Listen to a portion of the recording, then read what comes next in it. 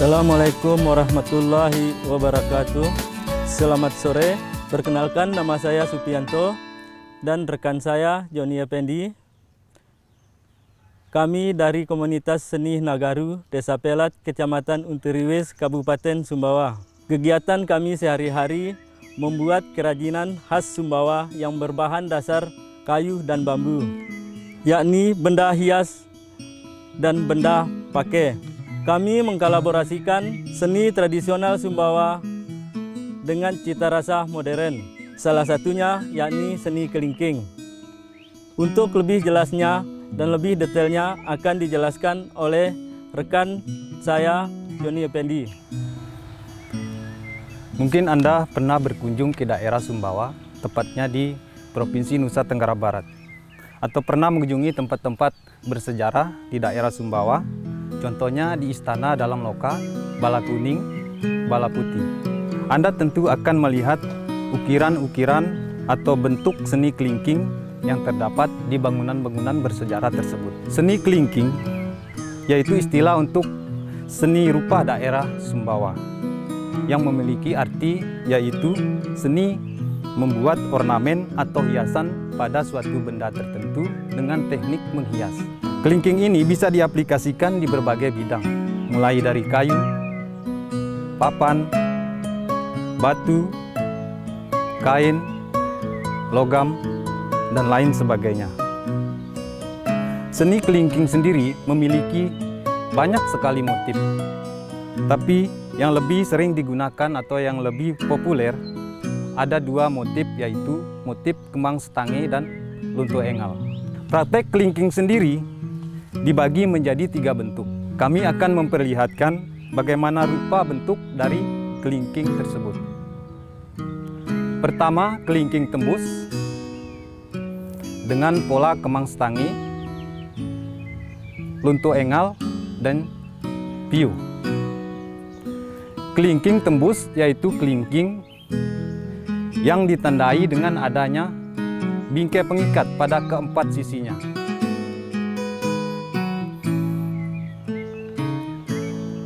Contohnya pada kembang malek.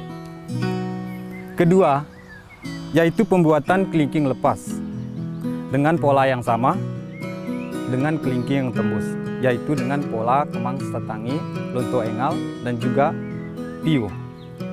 Kelingking lepas yaitu kelingking yang tidak terikat dengan bingkai.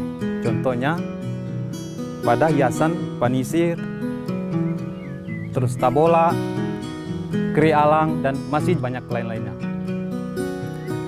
Kemudian yang ketiga, kelingking timbul, yaitu kelingking yang dibuat timbul pada permukaan suatu benda. Contohnya sarung parang dan lain-lain. Selanjutnya kami akan mempraktekkan pembuatan pola dari kembang setange, lunto engal, dan juga piu. Selanjutnya kita akan mempersiapkan alat dan bahan. Yang pertama adalah penggaris, yang kedua gunting, yang ketiga cutter, yang keempat pensil, ada penghapus juga, dan juga ada lem, dan yang terakhir kertas. Baik, kami akan membuat pola dengan bahan kertas.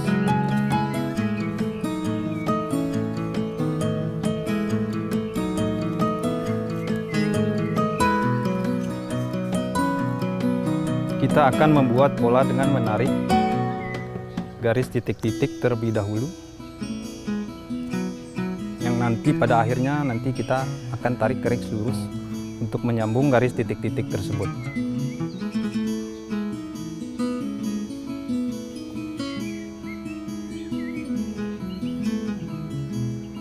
Yang pertama kita akan membuat pola atau motif kembang setange.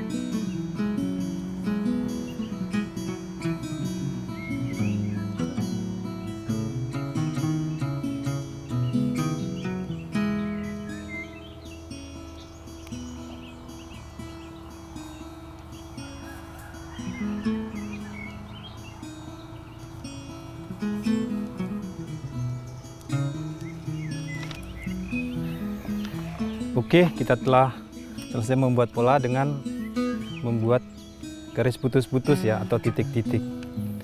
Nanti hasilnya akan seperti ini.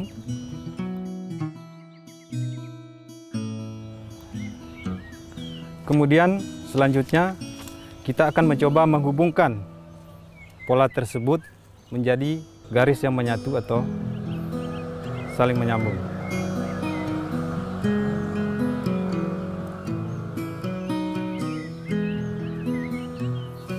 Kita akan menarik garis dengan sampai keluar jalur.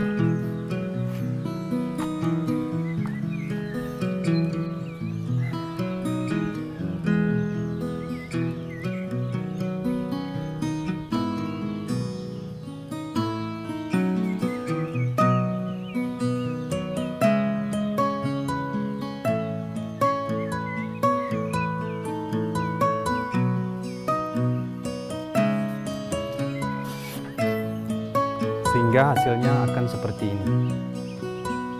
Untuk hasil akhirnya akan seperti ini.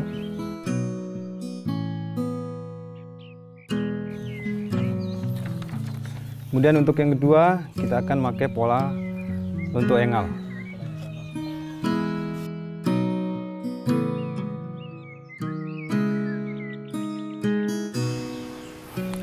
Prosesnya sama ya, dengan menarik garis titik-titik untuk membuat polanya.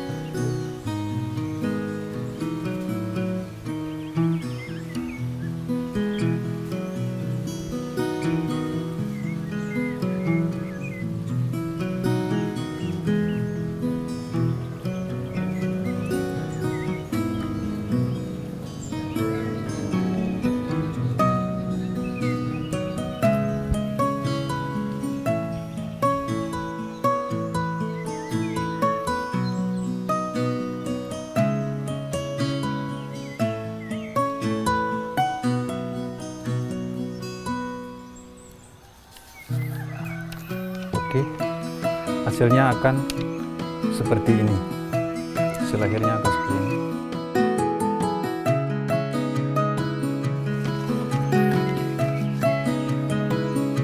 Selanjutnya yaitu menarik garis lurus.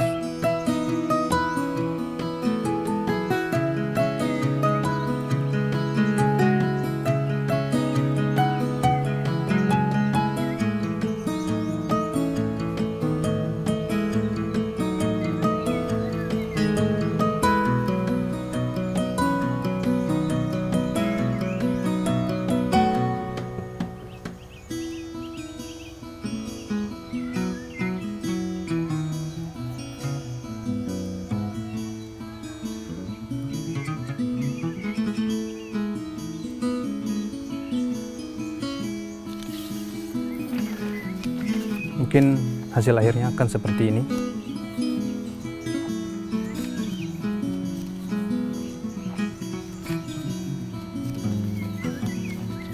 Selanjutnya motif view.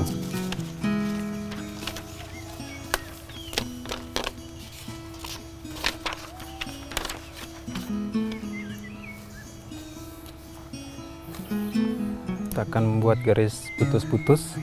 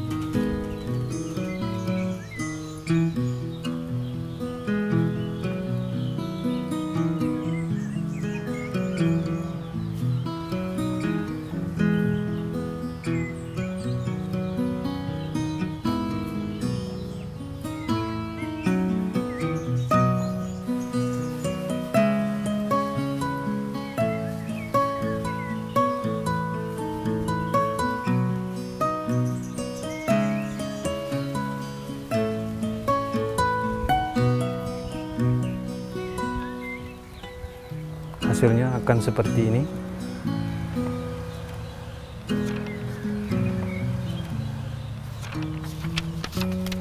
Kemudian kita akan menarik garis lurus untuk menyambungkan.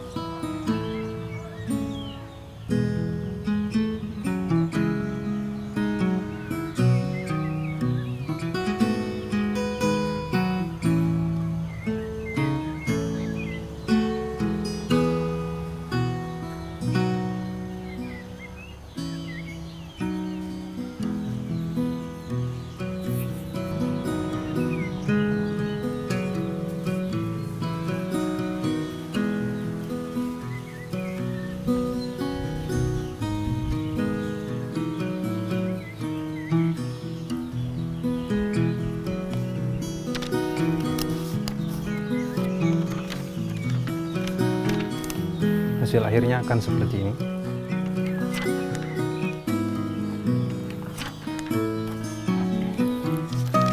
Untuk selanjutnya, setelah kita membuat pola, kita akan membuat ragam kelingking itu sendiri.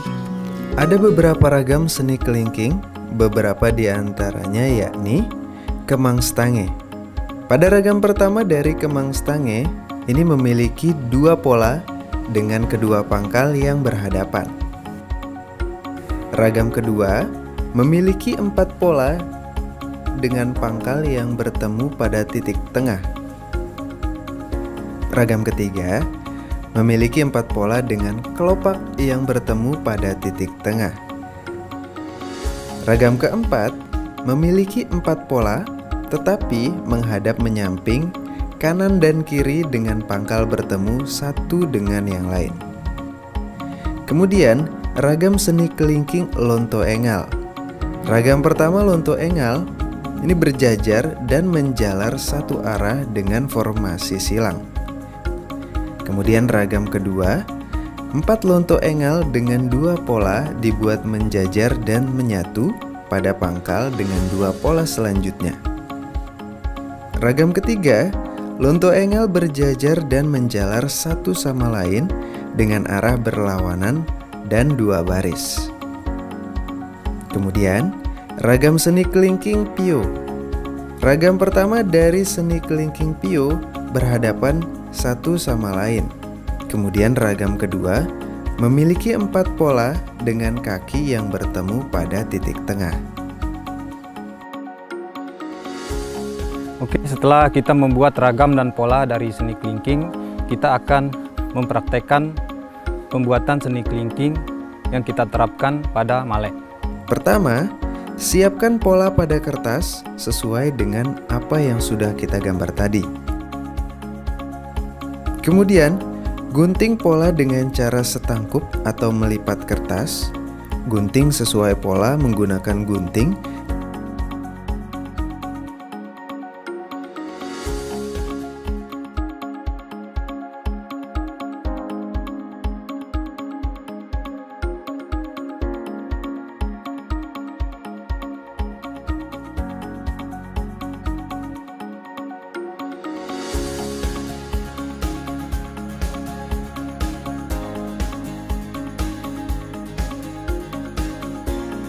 Dan jangan lupa merapikan bagian-bagian kecil pada pola menggunakan cutter.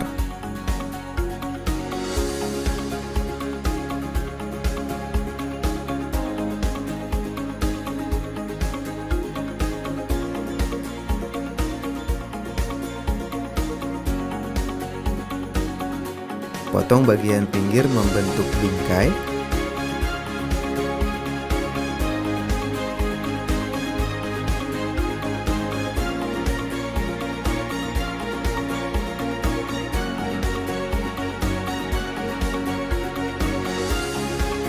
Dan yang terakhir, gunting renda-renda pada bagian bawah kertas yang tersisa. Lakukan dengan hati-hati agar rapi.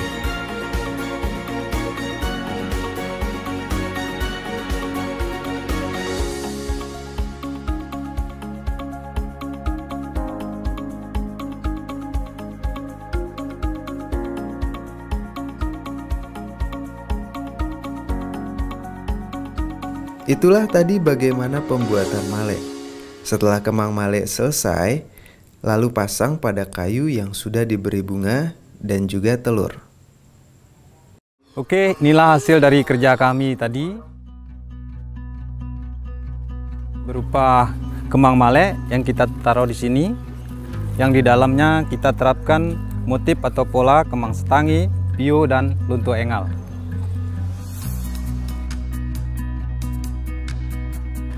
Salah satu kekayaan budaya Tanah Samawa itu adalah ragam hias.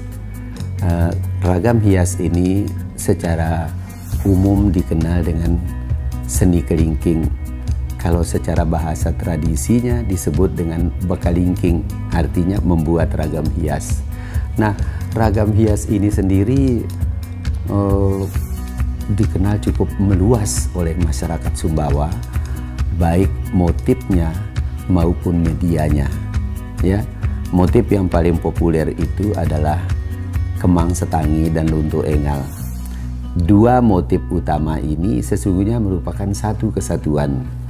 Kalau kemang setangi diulang-ulang penggambarannya, maka dia akan menjadi lunto engal.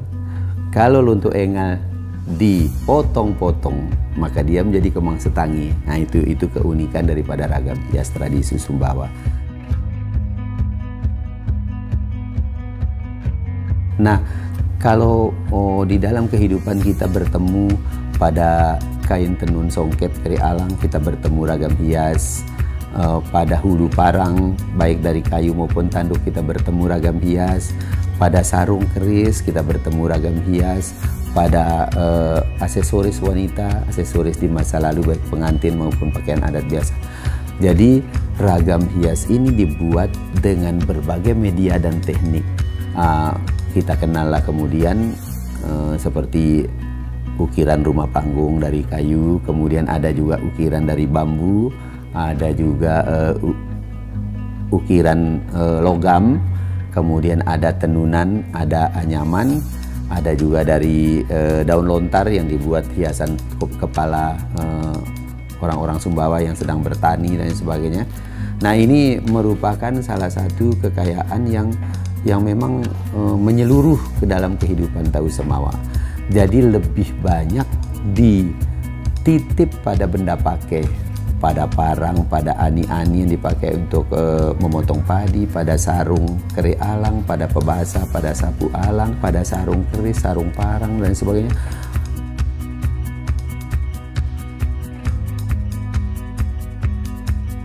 Kenapa mesti harus diberi ragam hias? Ternyata seluruh ragam hias itu memiliki muatan nilai, filosofi yang menjadi penuntun hidup bagi kita Tahu Samawa. Pertama misalnya kemang setangi. Kemang setangi ini kan bentuknya hanya setangkai bunga, meskipun pada penggambarannya itu sangat variatif dari mungkin seratusan bentuk ya orang boleh menggambar membentuknya. Hanya kaidahnya tetap dia adalah setangkai bunga. Yang pertama itu sebenarnya adalah satu wujud daripada penghargaan kepada hakikat individu. Jadi setiap orang di Tanah Samawa ini dihargai secara individu maupun komunal. Nah, yang individu kalau dia mampu maka dia bisa mendapatkan kedudukan yang terhormat. Misalnya contoh ketika di masa kejayaan Kesultanan Sumbawa, seorang pejabat di Istana Kesultanan Sumbawa atau di Kesultanan Sumbawa tidak mesti dari bangsawan tinggi, bisa juga dari bangsawan biasa atau masyarakat biasa karena kemampuannya tadi. Nah, kemudian yang kedua itu adalah simbol dari generasi. Ya, setiap muncul generasi baru, baik itu manusia, hewan atau tumbuh-tumbuhan, maka setiap orang akan merasa sangat berbahagia. Sehingga salah satu nilai filosofi yang dikandung oleh kemang setangi itu adalah simbol kebahagiaan. Nah, sehingga kemang setangi itu selalu mengisi ruang di mana motif lain dititip, selalu ada pada kain sarung, keri alang dan sebagainya, selalu ada. Yang kedua, lunto engal. Lunto engal itu mengapa harus engal? Ya, kalau dalam bahasa Jawa kalau tidak salah gembili ya, atau uwi ya. Itu adalah sejenis tumbuhan merambat yang isinya itu sangat besar dan bisa menjadi makanan alternatif ketika musim kemarau di Sumbawa dulu. Jadi musim kemarau di Sumbawa itu mungkin berkurang stok makanan pokok, maka isi dari engal yang besar ini bisa menjadi makanan alternatif, makanan pokok. Kemudian yang kedua, buahnya itu sama dengan isinya, sama rasanya, cuman bentuknya lebih kecil dan dia tidak memiliki bunga. Di ujung sulurnya itu nanti akan muncul daun terakhir, kemudian keluar buah bentuknya bulat. Rasanya sama. Apa yang menjadi hakikat dari Tahu Samawa? Kenapa mencantumkan engal sebagai nama motif sulur itu? Karena engal itu sesungguhnya merupakan salah satu daripada pengejawantahan. Apa yang menjadi pemikiran, apa yang jadi perasaan, itu juga yang dilakukan. Kalau misalnya dia berkata A, dia merasa itu A, maka dia harus melakukan A. Selaras pemikiran dan perbuatan. Ya, jadi itu maksudnya. Kemudian yang kedua, lonto engal juga menjadi salah satu ungkapan daur hidup.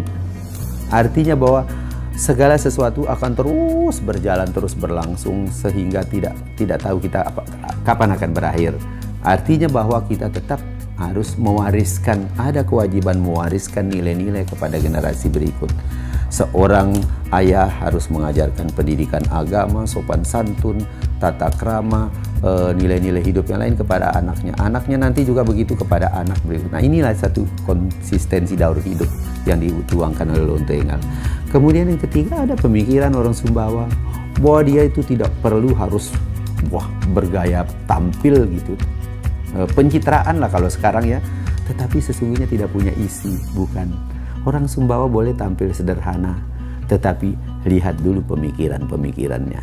Nah itu, jadi yang dihargai itu bukan sekedar tampil berbaju bagus, berperhiasan mewah, cantik, rendah. Harus dilihat, diuji dulu kemampuannya seperti apa. Nah, itu penghargaan tradisi Sumbawa terhadap manusia Sumbawa dan diungkapkan dalam motif lonto engal itu sendiri. Itu antara lain.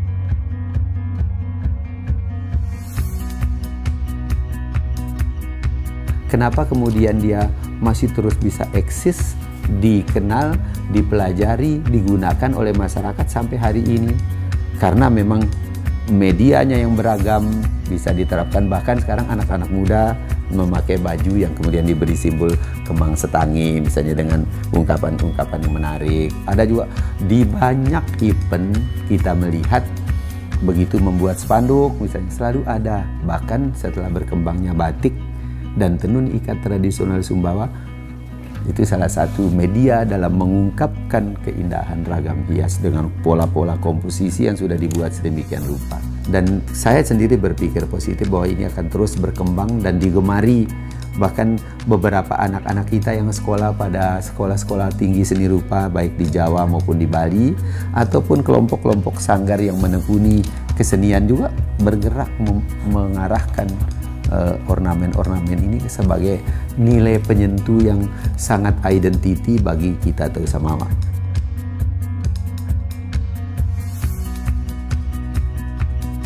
Jadi di dalam muatan lokal sendiri memang sejak tahun 1998 ya ada kurikulum muatan lokal saat itu secara nasional, kemudian masing-masing provinsi mencoba menyesuaikan materi ajarnya dengan kelokalan yang ada. Nah, alhamdulillah saya bersama Pak Dr. Andos Agani Selim, Bapak Zulkarnain Musa dan Pak Mustaqim Biawan saat itu menyusun kurikulumnya di provinsi dan menyusun juga sebagian bahan ajarnya. Guru-guru kemudian ditatar langsung dalam 3 periode, diberikan sebagai langkah awal penerapan. Dan alhamdulillah itu memberi manfaat yang besar sekali bagi saya pribadi ataupun bagi siapa saja yang mau menekuni seni kelingking.